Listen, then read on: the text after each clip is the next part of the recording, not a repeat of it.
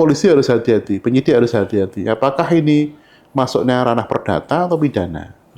Nah, itu yang disebut dengan bahwa tindak pidana itu tidak selalu menunjukkan wajah aslinya. Antara penyidik dengan penuntut umum. Saat ini wis clear ya komunikasinya ya. Ya, kenapa harus mereka ikut terlibat dalam wilayah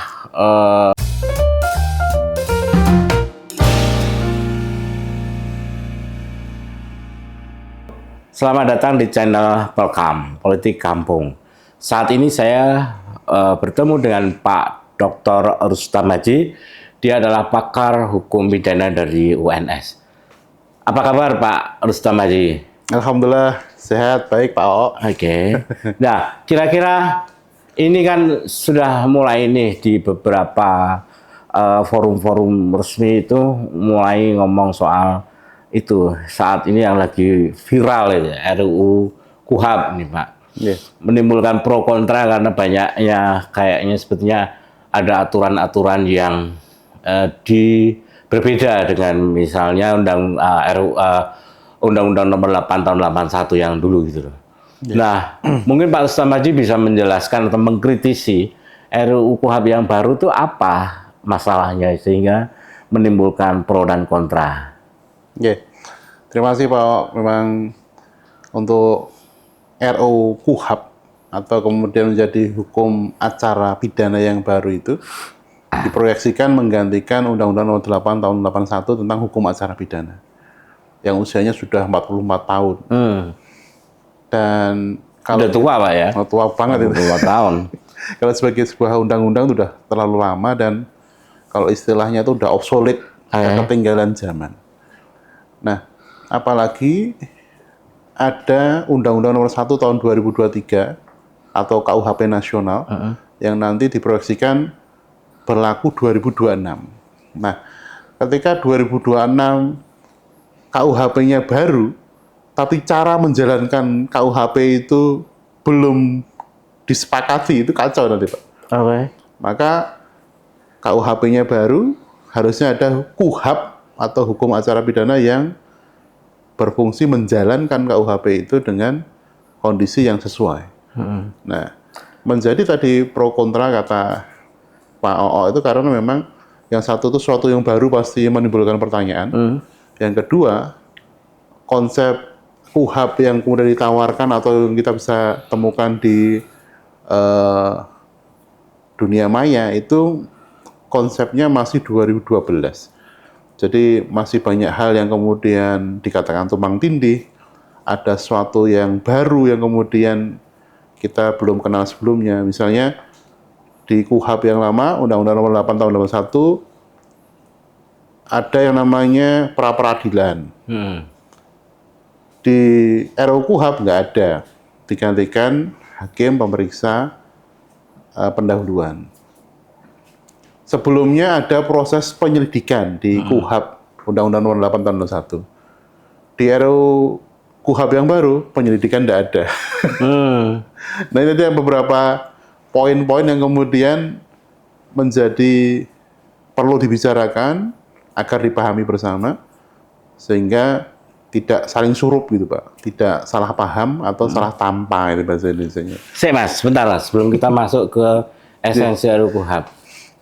Yen KUHP baru lahir, tapi pakai KUHP yang lama, masalahnya apa? Jadi memang ada beberapa problem yang kemudian fundamental, Pak O. Misalnya begini, ketika KUHP-nya sudah baru, ada beberapa ketentuan yang sangat fundamental, misalnya asas legalitas. Asas legalitas itu dikatakan sebagai sumbernya hukum. Dalam hal ini adalah, kalau dulu di WVS, Wetboek van Strafrecht atau KUHP tinggalan Belanda itu, sumber hukum itu hanya satu, yaitu legi. Nullum delictum, nulla poena, sine previa, legi poenale. Legi itu undang-undang. Tetapi kalau kita cermati di pasal 2, itu selain legi atau undang-undang yang dibuat oleh legislatif, ada yang namanya pengakuan terhadap living law, hukum yang hidup. Apa itu Mas, living law? Jadi ada hukum yang kemudian hidup di masyarakat, ada masyarakatnya yang melembagakan sampai sekarang, dan meskipun nanti ada persyaratannya, yaitu harus diperdakan. Oh, di KUHP yang baru itu melegitimasi hukum adat sebagai tadi living law itu. Oh, itu yang harus dihormati itu. Dihormati, dan selama ini perancang buku 1 KUHP, para pegawan hukum pidana kita itu sudah memikirkan bahwa yang ada di kehidupan sehari-hari itu bukan hanya undang-undang, tapi hukum yang hidup, kebiasaan masyarakat, hukum adat itu yang kemudian selama ini masih hidup tetapi tidak mendapatkan legitimasi. Oke. Nah, itu yang kemudian pengaruhnya apa? Nah, tentu saja secara teoretik, secara teori, kalau polisi mau menegakkan hukum, tapi KUHP-nya masih lama, ini menjadi nggak match gitu, Pak O. Karena kalau teori yang lama, penegakan hukum itu, pertanggungjawaban pidana, itu bisa dilakukan kalau ada perbuatan melawan hukum atau with reflect hate, dikalikan skuld atau kesalahan. Jadi seorang itu harus melakukan tindak pidana dan punya kesalahan. Tapi kalau besok sekarang ada pasal 2 KUHP yang baru, itu dikalikan X. X-nya itu apa? X-nya bisa saja living law. Nah, ke depan berarti KUHP-nya itu harus berubah juga. Polisi selaku penyidik, atau PPNS sebagai penyidik, atau penyidik di lembaga-lembaga maupun badan, itu harus belajar juga tentang living law. Karena dia bisa menjadi alasan penghapus pidana. Nah, ini yang kemudian di KUHP, RUU KUHP kita itu kayaknya belum mendapatkan perhatian yang di RUU KUHP yang baru tidak ada nafas living law itu. Ya, betul. Jadi nantinya pergeseran teori bahwa pertanggungjawaban pidana AFAU dikalikan AFAS, Awasif van alle materi wordelijk hate, dikalikan Awasif van alle skuld, dikalikan X ketika ada pasal 2 KUHP itu. Itu rumus apa, Mas? Itu rumus pertanggungjawaban pidana. Lah kok kayak sin apa? Gimana Jadi, itu? pakai bahasa Latin atau bahasa Belanda.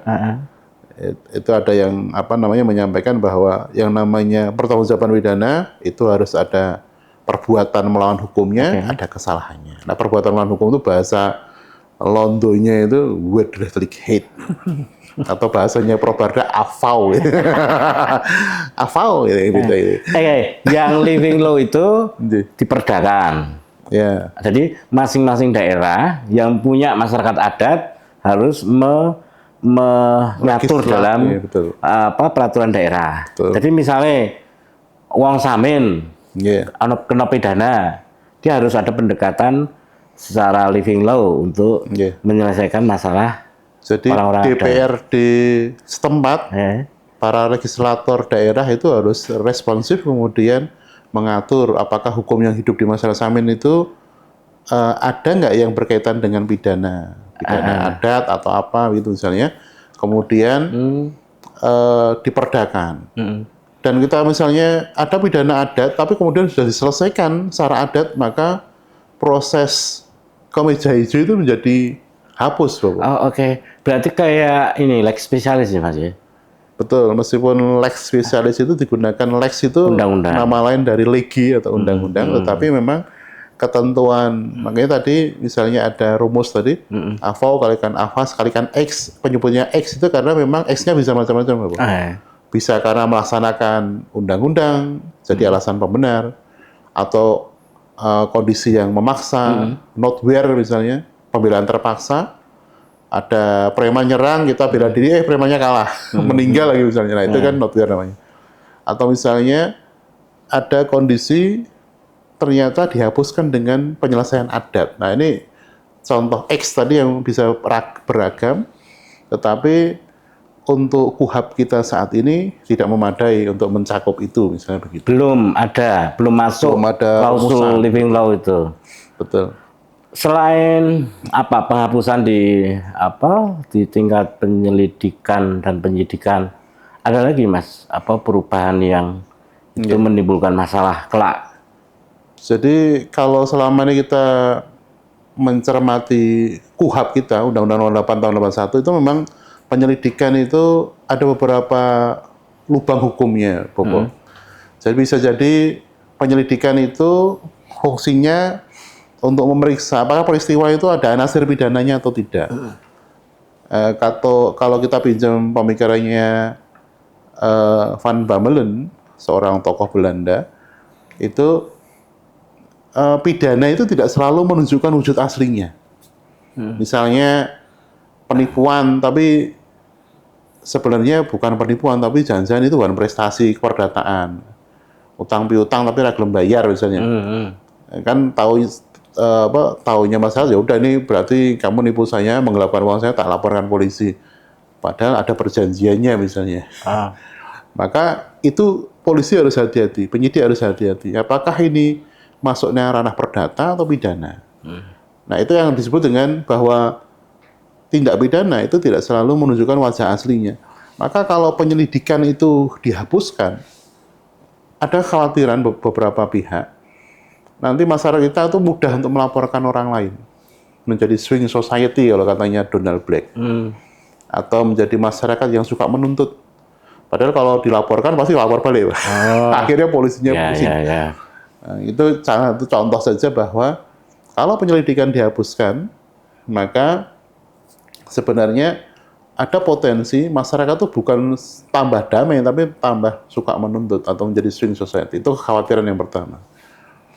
Yang kedua, polisi itu kan ada kepangkatannya atau jenjang untuk menjadi penyidik. Itu kan ada jenjangnya. Kalau dulu namanya Letnan 2, kalau sekarang Adjun Inspektur Polisi 2.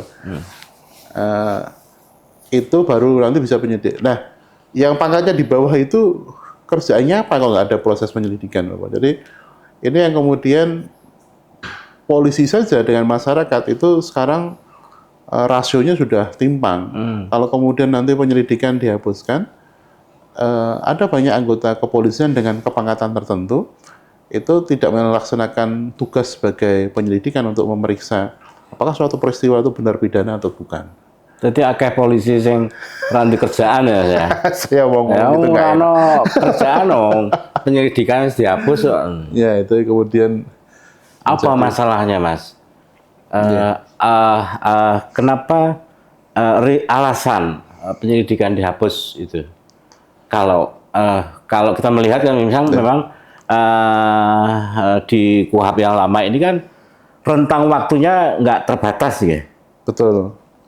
Jadi penyidikan itu di dalam KUHP itu ada namanya bad formulation. Jadi formulasi penulisan pasal yang buruk.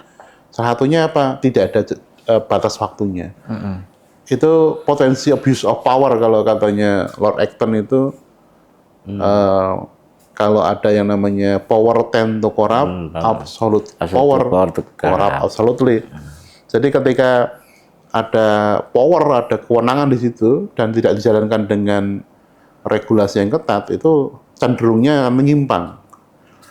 Nah, kalau powernya itu absolut, ya jelas menyimpang kan gitu. Itu katanya Pak Acton dari Inggris. Popo Acton dari Inggris. Kenapa enggak misalnya revisi ini waktunya aja yang dibatasi penyelidikan itu? Harusnya demikian, Bapak. Oke. Jadi memang apakah kemudian menghapuskan sama sekali itu adalah solusi? Nah, itu yang kemudian perlu dipikirkan. Karena memang menghapuskan penyelidikan tentu ada konsekuensi tadi, konsekuensi ketimpangan rasio masyarakat dengan kepolisian. Kemudian ada kekhawatiran swing society. Ada addictive to law, kecanduan hukum, apa-apa masuk ke hukum, apa masuk. Padahal ada peran tata sosial yang lain yang kemudian bisa ditempuh untuk menyelesaikan permasalahan. Jadi nggak semuanya lari ke hukum. Tapi kalau lapor, baik itu laporan, aduan, tertangkap tangan, itu menjadi syarat masuk untuk penyidikan. Nah, kalau sudah penyidikan itu biasanya nanti akan ada proses justisia atau tindakan polisional, penangkapan, penahanan, penggeledahan, penyitaan, bahkan penyadapan. Itu yang kemudian akan menjadi problem yang semakin rumit kalau kemudian menyelesaikan masalah selalu dengan cara-cara yang litigatif gitu, atau di pengadilan. Ujungnya kan mencari keadilan-keadilan yang retributif, keadilan yang siapa yang melakukan dia harus tanggung jawab. Padahal keadilan kan bukan hanya retributif, ada keadilan restoratif misalnya. Oh ya ya ya. Itu agaknya Tidak sifatnya tidak kamu jahat harus dibalas gitu ya. ya, Tapi jahat. permaafan itu seakan-akan jadi kabur kalau caranya seperti ini. Jadi Ini kayak misalnya narkoba ya Mas. iya. Misalnya pecandu kemudian didandani dengan rehabilitasi. Penjahat belum tentu dia jahat karena niat, tapi jahatnya mergo kepeksa ngelih gitu. Iya. Oh, jebule mau ngelih kayak mangan wae. Harusnya begitu. Jadi tidak murni kejahatan harus dibalas dengan hukuman gitu ya. Betul. Ada lagi Mas, pasal yang itu membuat RUU KUHP ini menjadi masalah. RUU KUHP itu misalnya ada 92 pasal yang mengatur tentang hakim pemeriksa pendahuluan. Hakim pemeriksa pendahuluan itu punya kewenangan yang besar untuk memproses izin penangkapan, penahanan, penggeledahan, penyitaan itu harus izin. Jadi seakan-akan ada kontrol sejak awal tentang pelaksanaan tindakan polisional. Memang konsep hakim pemeriksa pendahuluan itu yang kemudian menggantikan konsep pra-peradilan. Oh, Karena pra-peradilan di pasal 77 KUHP itu kan dulu ya biasanya hanya ini ya, hanya memeriksa apakah tindakan polisional itu sudah benar, penghentiannya sudah benar atau belum, rehabilitasi dan sebagainya. Tapi setelah ada pembongkaran pasal 77 KUHP pada kasusnya Pak Budi Gunawan yang diputuskan oleh Hakim Sarpin dan ada pengajuan ke Mahkamah Konstitusi kasusnya Chevron oleh Pak Abdullah Fattah. Itu kan pasal 77 KUHP itu hancur, Bapak. Ketika hancur, kemudian kenapa kok bisa hancur? Karena para yang mengajukan itu sangat jeli untuk melihat ada bad formulation. Jadi di dalam KUHP kita itu ada beberapa pasal yang memang penyusunannya nggak begitu bagus. Misalnya ada istilah penangkapan, kemudian harus ada bukti permulaan. Penahanan ada bukti yang cukup.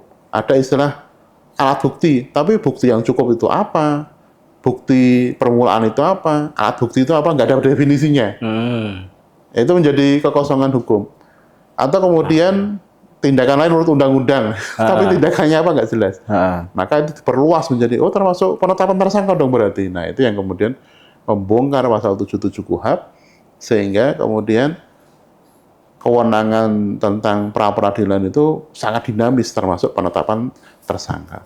Nah nanti kalau pra-peradilan itu jalan terus, itu akan memperpanjang proses penegakan hukum. Maka kelihatannya ada sebuah pemikiran di dalam RUU KUHP, ya sudah kalau gitu pra-peradilannya dihapus saja, diganti kontrol seawal oleh hakim pemeriksa pendahuluan. Itu ada 92 penyebutan di dalam RUU KUHP. Itu kalau secara teori seperti yang disampaikan oleh Jeremy Bentham maupun Michael Foucault yang disebut dengan panoptikon. apa ya Mas? Panoptikon itu pan itu semuanya, optikon itu pengawasan semua. Jadi sejak awal, Jadi hakim dari awal sudah mengikuti, mensupervisi kegiatannya proses polisi. penyidikan. Ya. Oh, apa iso gitu Mas? Ya makanya Nanti dia juga akhirnya dia hakim pengawas itu Ya. juga menjadi hakim yang mengeksekusi di peradilannya. bisa iya bisa tidak, Bapak. Jadi bisa saja kemudian di satu pengadilan negeri ada hakim khusus untuk hakim pemeriksa pendahuluan, tapi nanti hakim di sidangnya beda, itu juga bisa. Karena memang aturannya belum rigid, belum didetailkan begitu. Itu yang kemudian hakim itu yang kemudian seakan-akan memberikan izin mulai dari tata urutnya juga tidak urut ya, bukan penangkapan, penahanan, penggeledahan, penyitaan, tapi mulai dari penggeledahan dulu, penyitaan, baru nanti penangkapan, penahanan. Itu yang kemudian sejak awal berarti kewenangan penyidikan itu sudah dikontrol. Oh, oleh hakim pemeriksa pendahuluan, termasuk penuntut umum. termasuk penuntut umum.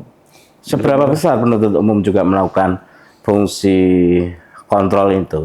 Apakah juga dia teknis terlibat dalam hal penangkapan atau pemeriksaan juga? Karena mungkin zaman dhisik kan RUU Kuhap kan Iya. dadak harus bolak-balik gitu. Mungkin ini kan lebih Iya. efisien mungkin karpe kan.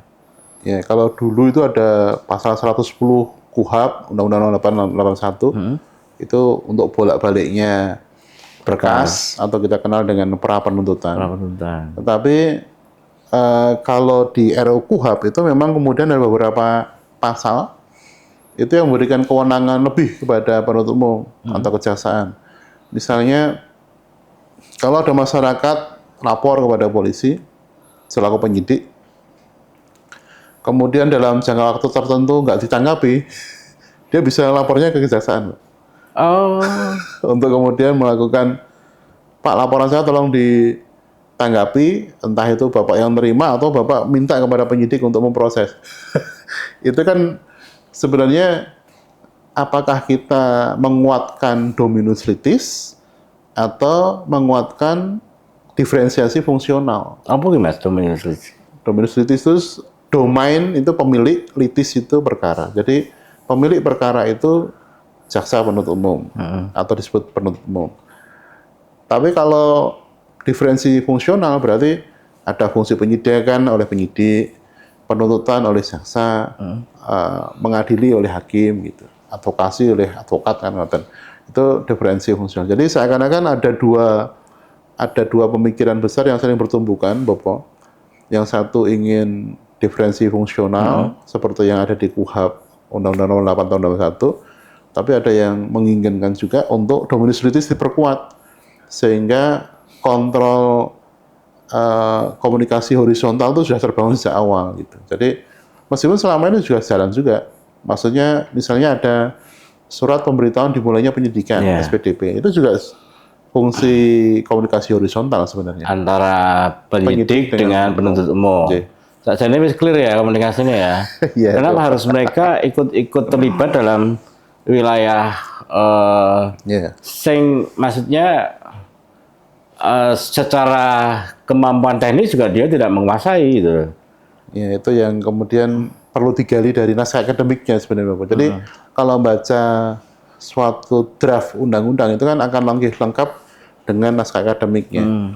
Ini yang kita antara naskah akademik munculnya RUU KUHAP dengan RUU KUHAP itu yang kemudian kadang belum match juga. Kenapa pasal ini muncul? Harusnya kan ada penjelasan detail begitu. Kalau dari kawan-kawan akademisi sendiri gimana, Mas? Terlibat dalam penyusunan itu, apakah juga sudah memberikan pertimbangan hal yang seperti itu atau? Jadi kalau untuk saat ini, kalau penyusunan kita hanya mendapatkan draft itu sudah di media sosial atau apa. Karena tentu saja yang menyusun adalah waktu itu kalau nggak salah ada timnya Prof. Andi Hamzah, yang kemudian ada tim dari DPR juga. Nah, cuma draft yang beredar itu apakah yang disampaikan? Tahun berapa itu draft itu, Mas? Kalau nggak salah itu 2012 yang kemudian sekarang ini beredar. Oh, lama banget ya. Jadi kalau 2012 tentu pergerakan politik hukum itu kan sudah sangat dinamis. Itu yang kemudian apakah sudah mengikuti Undang-Undang Nomor 1 Tahun 2023 itu saya nggak yakin. Makanya memang perlu banyak diskusi seperti ini. Dan diskusi seperti ini akan lebih bagus kalau memang diskusi A membuat hasil policy brief atau kemudian masukannya disampaikan ke Komisi 3. Atau misalnya secara visual disampaikan lewat sosmed. Tapi harus ada sampai ke Komisi 3, Pak. Kalau nggak sampai ke Komisi 3 juga forum-forum seperti ini akan kehilangan maknanya juga. Produk rumusan 2012. Sementara dinamika politik cepat sekali sampai di 2025 gitu loh. Politik hukumnya, Pak. Iya, politik hukum ya. Artinya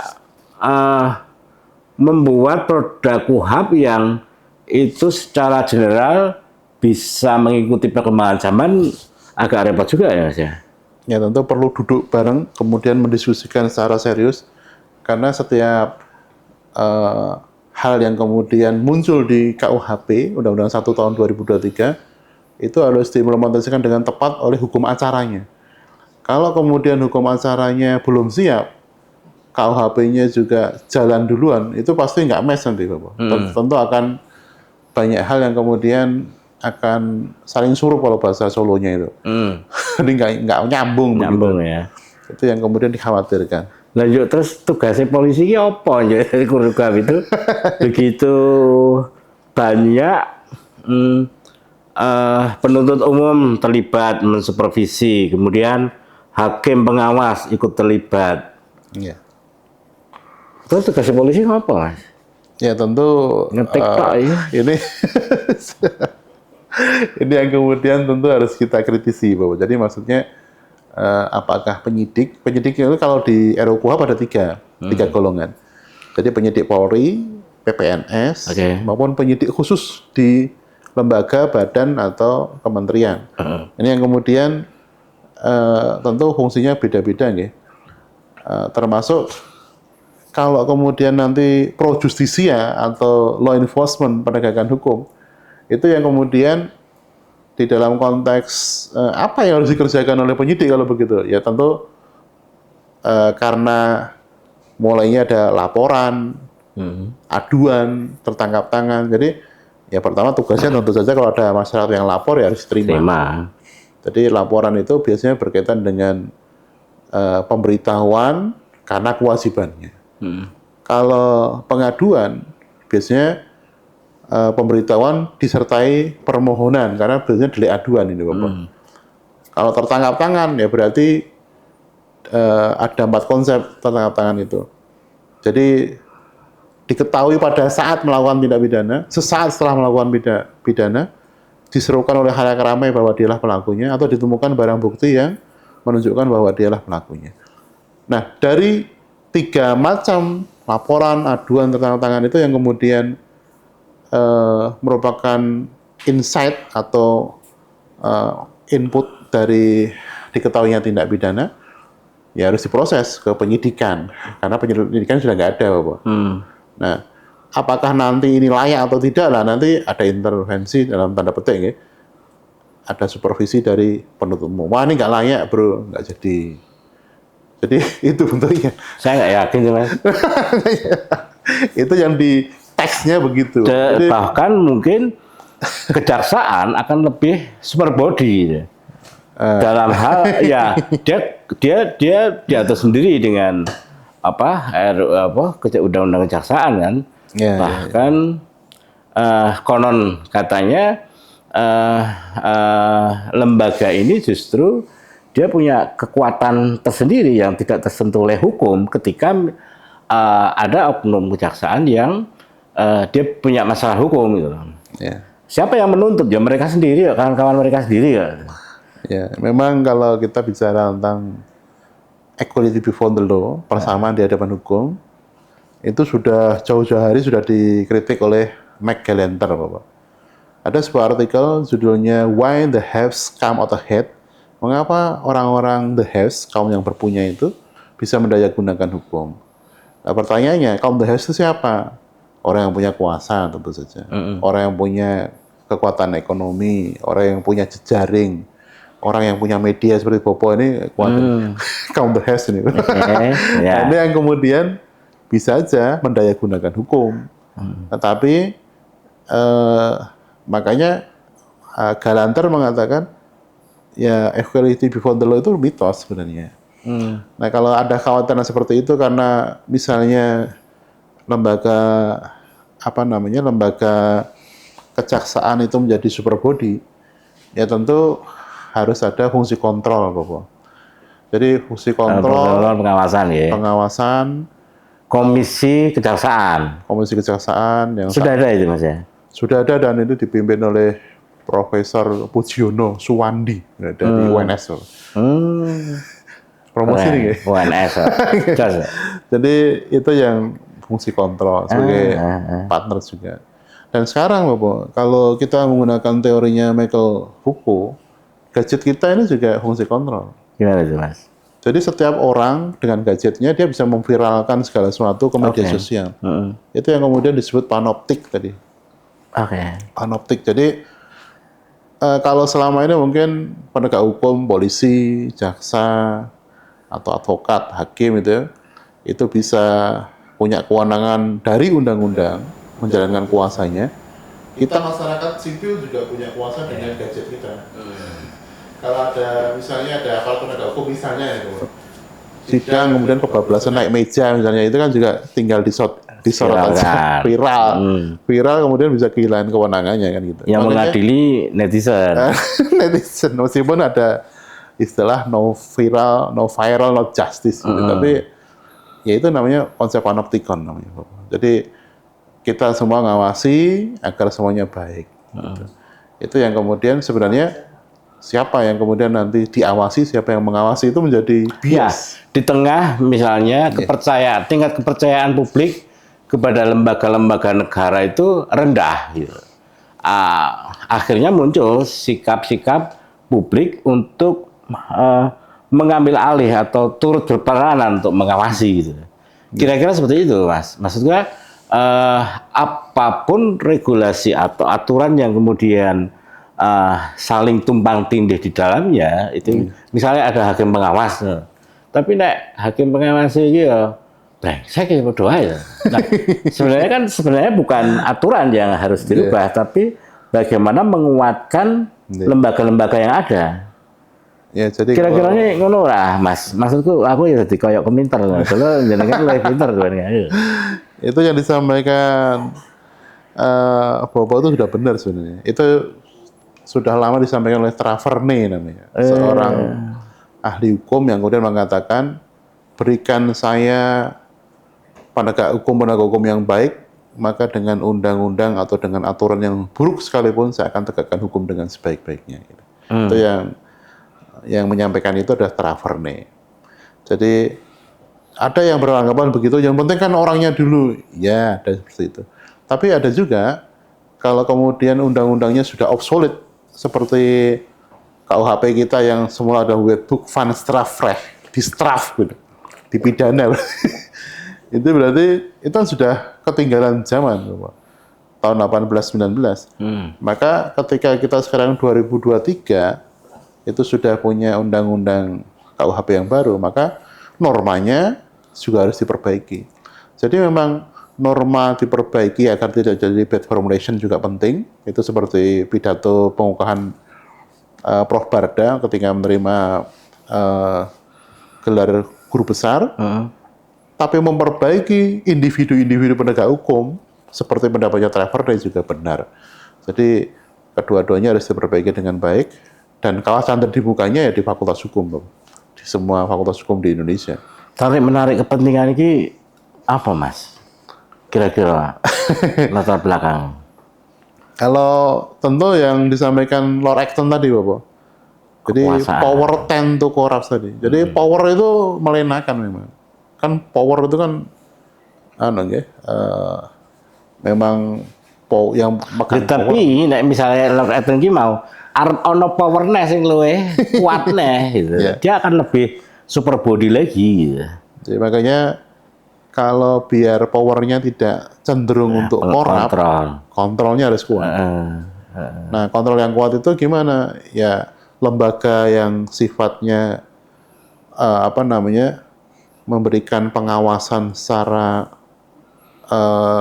terstruktur itu ada. Misalnya ada kejaksaan, ada komisi kejaksaan, ada hakim, ada komisi yudisial. Meskipun itu hanya etik ya. Kemudian ada Kompolnas, di sini ada kepolisian.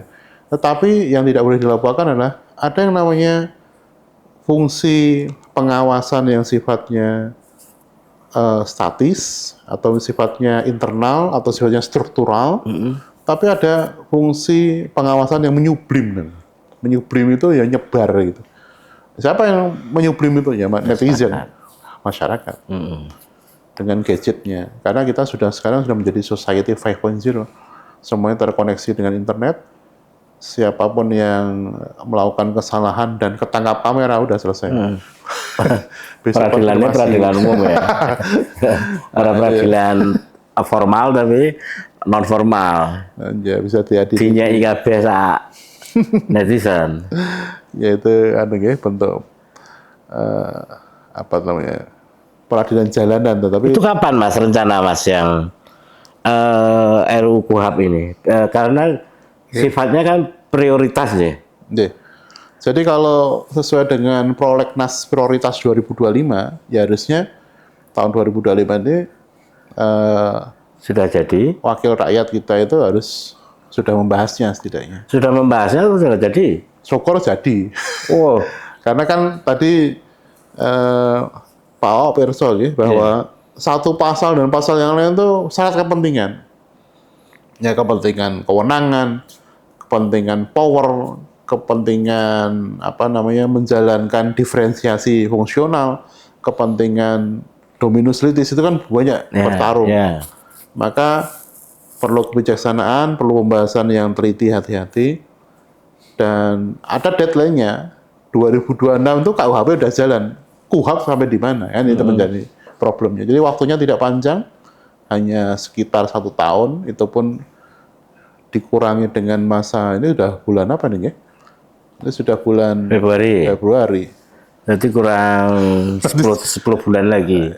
Itu harus untuk masuk ke 2006 ya. Harus sudah diketok ya. Itu waktu yang sangat singkat dan harus harus selesai. Kalau maksud saya kalau dengan rancangan seperti itu dan kemudian dibahas dalam 1 bulan, itu menurut Dr. Sutamaji bagaimana itu percepatannya? Apakah bisa untuk menghasilkan produk hukum yang bisa diterima oleh banyak pihak? Kalau belajar dari KUHP dulu, Bapak. KUHP itu ketika akhirnya lahir menjadi Undang-Undang Nomor 8 tahun 81, itu proses diskursusnya itu sudah mulai tahun 60-an. 60-an aja itu baru selesai, akhirnya muncul sebagai, waktu itu disebut sebagai karya agung bangsa Indonesia, karena menggantikan Hirzin Reglement atau Reglement Indonesia yang diperbarui tadi. Statblad nomor 1941 nomor 44, yang kemudian ketika KUHP itu dianggap sebagai karya agung bangsa Indonesia, itu yang kemudian ternyata butuh waktu 20 tahun untuk menyusunnya. Nah, nanti saya khawatirnya apakah 20 tahun itu sekarang bisa diwujudkan dalam 10 bulan, itu pertanyaan besar. 20 tahun direduksi 10 bulan. Tapi prosesnya umurnya kan 44 tahun lah. Ya, betul. Makanya tim penyusun tentu akan bekerja keras. Political will dari wakil rakyat kita harus disupport. Teman-teman dari akademisi memberikan masukan. Kemudian improvement, perkembangan masing-masing tahap itu harus berjalan dengan baik. Itu yang harus dilakukan, Bapak. Dalam waktu 10 bulan, waktu yang tidak panjang ya, tetapi ya harus diusahakan. Kalau menurut jenengan, Mas, produk RUU ini sudah sempurna atau harus dirubah mulai dari nol lagi?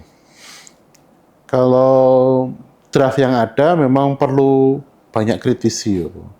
Tapi kalau dari nol ya tentu sangat tergantung pada apa yang diinginkan. Kalau yang sudah sesuai dilanjutkan. Kalau yang tadi misalnya dikritisi dipertimbangkan. Apakah menghilangkan penyelidikan itu adalah solusi atau lebih baik memberikan batas waktu saja, misalnya begitu. Apakah kemudian menghilangkan pra-peradilan itu digantikan hakim pemeriksa pendahuluan itu adalah solusi? Itu yang kemudian harus diskusinya panjang. Nah, ini yang kemudian termasuk misalnya jantungnya penegakan hukum itu kan alat bukti. Kalau alat bukti selama ini di 184 KUHP ada keterangan saksi, keterangan ahli, surat petunjuk keterangan terdakwa. Di pasal 175 RUU KUHP itu menjadi 7. Ada barang bukti, ada surat, ada bukti elektronik, ada keterangan saksi, keterangan ahli. keterangan terdakwa dan pengetahuan hakim. Nah itu kan kemudian jantungnya itu sudah berkembang dari 5 jadi 7. Dari jantung itu nanti bagaimana cara untuk buis-scoringnya, cara mengumpulkan dan menyajikan alat bukti. Bagaimana Syarat 7 itu harus terpenuhi sebagai alat bukti atau minimal 2. dua alat bukti ya. Minimal 2 alat bukti. Dengan 2 alat bukti itu hakim menjadi yakin.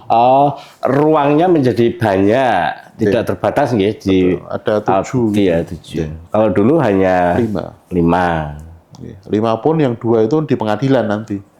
Jadi ruangnya ada 3 sebenarnya. Jadi yang sifatnya KUHP apa aturan hukum itu menjadi lebih sederhana, malah tidak sederhana ya kalau melihat apa pasal-pasal baru yang muncul itu. Ya karena memang dari awal itu kan kalau kita baca bukunya Herbert L. Packer, The Limit of Criminal Sanction, memang karakteristik penegakan hukum itu ada 2, Bapak. Ada yang jalur lambat tetapi menghormati HAM pelaku. Ada yang jalur cepat, yang penting cepat, efisien, efektif. Gitu. Itu yang kita kenal dengan crime control model. Tapi yang sini ada due process model. Jadi tinggal pilih mana, mau jalannya lambat tapi HAM-nya tidak dilanggar, HAM pelaku maksudnya. Atau kemudian yang penting cepat, nanti urusan belakangan. Nah, ini yang kemudian crime control model. Efektif, efisien. Nah, menurut jenengan rekomendasinya apa, Mas? Kalau berkaitan dengan efektif efisien itu kalau memang tertangkap tangan, itu bisa lah. Efektif efisien cepat itu bisa. Tapi kalau misalnya untuk tindak pidana yang bentuknya nggak begitu jelas, alat buktinya kurang, nah itu tentu harus berhati-hati penyidik. Jadi memang 2 model ini, due process model maupun crime control model, ini saling beriringan, tetapi tinggal mana nanti yang ngambil alih gitu. Itu yang kemudian digambarkan oleh Herbert L. Packer. Meskipun di dalam KUHP kita yang baru, itu juga mengadopsi pendapatnya John Griffith tentang family model, yang kemudian ada kesempatan untuk bukan lagi keadilan yang retributif, tapi kompensatif atau restoratif. Siapa yang salah ganti kerugiannya, itu juga bisa. Oh ya, restorasi justice itu yang dimaksud itu ya. Betul. Tidak harus dengan punishment ya. Betul. Jadi mengganti permaafan, ada rechtelijk pardon, permaafan oleh hakim. Itu masuk nggak Mas di RUU KUHP yang baru itu? Yang restorasi yang secara jelas gamblang belum Bapak, tetapi seharusnya itu masuk. Itu yang kemudian itu harusnya di KUHP atau di RUU KUHP. Oh, KUHP-nya. Itu yang kemudian karena di KUHP sudah ada Bapak. Peluang untuk hakim memaafkan itu sudah ada. Nah, tinggal di RUU KUHP-nya itu yang kemudian dijelaskan mekanismenya gimana gitu. Kira-kira mekanisme seperti apa, Mas? Mekanismenya kalau saya bayangkan ya ada 2 nih. Bisa sebelum persidangan, bisa di dalam persidangan. Kalau sebelum persidangan tentu aktor utamanya bisa penyidik, bisa penuntut umum. Kalau sekarang ada perja, ada perkap. Itu berarti kan non litigasi ya. Tapi kalau terus ternyata lari ke meja hijau, ya hakim bisa saja kemudian melihat bahwa ini sebenarnya kasus seperti ini nggak perlu sampai sini, maka hakim dengan jabatannya memaafkan. Contohnya ya dulu ada kasus Nenek Minah. Ya, Nenek Minah. Itu yang kemudian, tapi sayangnya waktu itu kan hakimnya hanya memberikan hukuman percobaan. Tetap disidang. Tetap disidang, dan Nenek Minah pulang, tetapi dia sebagai napi. Ya. Tapi kalau dia dimaafkan oleh hakim, ada rechtelijk pardon, dia pulang sebagai orang bebas. Tidak menjadi orang terpidana gitu. Betul. Jadi orang-orang masuk wilayah persidangan. Okay. Jadi kalau waktu itu kan Pak Emah, kalau tidak salah di hukum 3 tahun, 3 bulan, tetapi tidak perlu menjalani pidananya sepanjang 6 bulan itu tidak mengulangi lagi. Itu kan berarti percobaan, ya.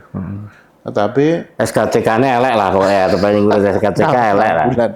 Nah itu kalau rechtelijk pardon, ya udah nenek sudah 80 tahun ke atas nih, jangan diulangi lagi.